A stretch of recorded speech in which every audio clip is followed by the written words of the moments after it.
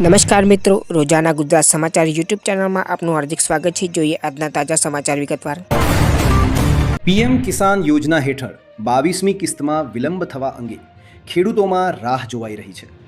સરકાર દ્વારા ફરજિયાત કરવામાં આવેલી ફાર્મર આઈડી પ્રક્રિયા અને ફરજી લાભાર્થીઓની છટણીને કારણે કિસ્ત મોડે આવવાની શક્યતા વ્યક્ત થઈ રહી છે।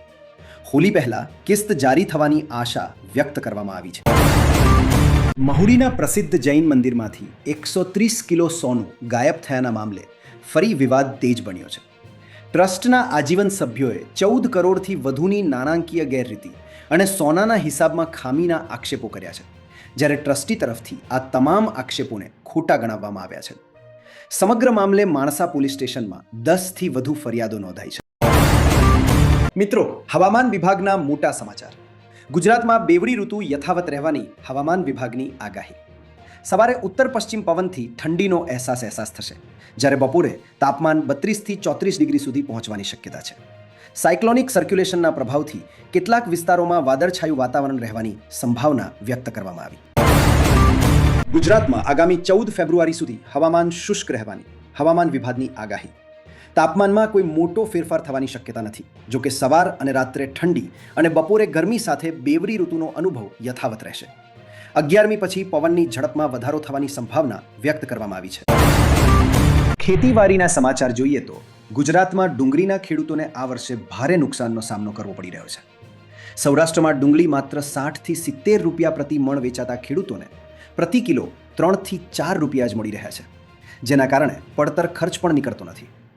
ખેડૂતો દ્વારા નિકાસ શરૂ કરવાની માંગ ઉઠાવવામાં આવી। ઠાકોર સમાજના નવા બંધારણમાં ડીજે પર પ્રતિબંધ મુદ્દે વિવાદ વચ્ચે સાંસદ ગેનીબેન ઠાકોરે કડક વલણ જાહેર કર્યું છે। તેમણે સ્પષ્ટ કહ્યું છે કે 2027 સુધી બંધારણમાં કોઈ ફેરફાર નહીં થાય અને નિયમોનું પાલન ફરજિયાત રહેશે। વિવાદ ઉકેલવા માટે 10 દિવસમાં સમાજની મોટી બેઠક યોજાશે। સાબરકાંઠામાં નકલી દૂધ બનાવતી એક યુનિટ પર દરોડા દરમિયાન યુરિયા અને ડિટર્જન્ટથી બનાવાયેલ દૂધ છાશ સાથે અંદાજે 81 લાખ રૂપિયાની સામગ્રી જપ્ત કરવામાં આવી છે। ઘટનાના પગલે FSSAIએ ઘરે બેઠા દૂધની ભેળસેળ ચકાસવા માટે સરળ ટેસ્ટ કરવાની સલાહ આપી છે।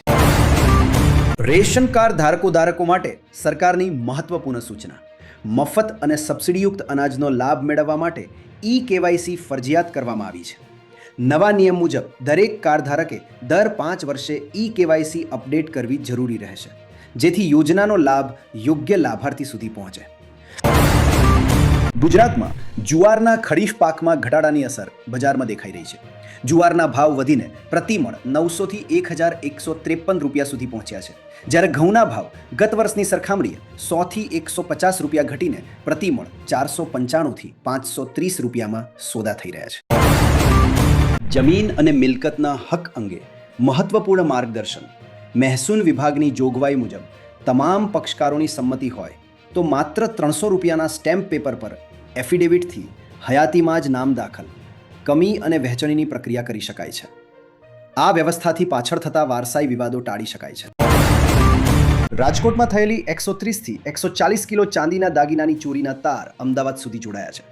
ક્રાઇમ બ્રાન્ચે અમદાવાદથી પ્રદીપ પ્રજાપતિની ધરપકડ કરી તેની પાસેથી 40 કિલો મુદ્દામાલ જપ્ત કર્યો છે, જ્યારે મુખ્ય આરોપી મુકેશ પ્રજાપતિ હજી ફરાર છે। નવીનતમ સમાચાર મેળવવા માટે સબસ્ક્રાઇબ કરો રોજાના ગુજરાત સમાચાર।